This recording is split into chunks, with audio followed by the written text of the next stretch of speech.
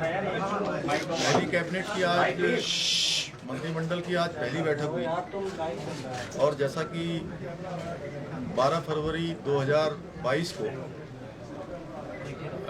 मैंने और मेरी पार्टी ने उत्तराखंड की देवतुल्य जनता के समक्ष ये हमने संकल्प लिया था कि हमारी नई सरकार के गठन होते ही हम यूनिफॉर्म सिविल कोड उत्तराखंड के अंदर लेकर आएंगे।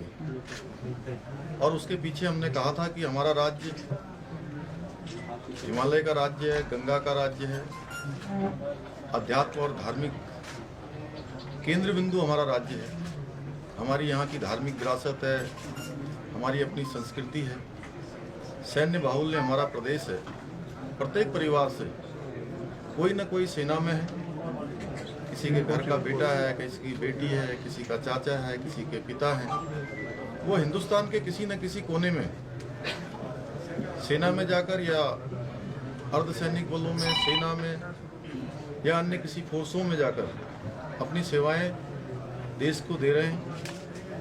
वहीं हमारा राज्य दो अंतर्राष्ट्रीय सीमाओं से भी लगा हुआ है।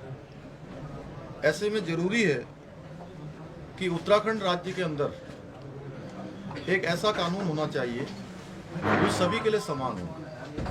और हमने उत्तराखंड की देवतुल्य जनता के समक्ष ये संकल्प लिया था कि हमारी सरकार के गठन होते ही हम इसे लागू करने की दिशा में कदम बढ़ाएंगे और एक स्टेक होल्डर्स, विधि विशेषज्ञ और समाज के क्षेत्र में जिनका बड़ा अनुभव है, विभिन्न क्षेत्रों में जिन्होंने काम किया है, उन सभी को मिलाकर एक कमेटी का हम गठन करेंगे, एक उच्च स्तरीय कमेटी बनाएंगे।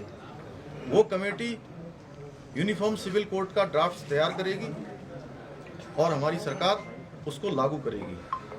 भारत के संविधान के अनुच्छेद 44 में भी राज्य सरकारों के लिए इसका प्रावधान किया गया है कि राज्य सरकारें अपने प्रदेश में इस प्रकार की व्यवस्था को लागू कर सकती हैं और केंद्र को प्रस्ताव भेज सकती हैं। साथ ही बीच बीच में माननीय उच्चतम न्यायालय के द्वारा भी इस पर लगातार नाराजगी व्यक्त की गई थी कि यूनिफॉर्म सिविल कोड लागू नहीं हो पा रहा है। इसलिए हमने तय किया, आज हमारी सरकार ने, आज मंत्रिमंडल ने हमने तय किया कि हम जल्द से जल्द इसको लागू करेंगे।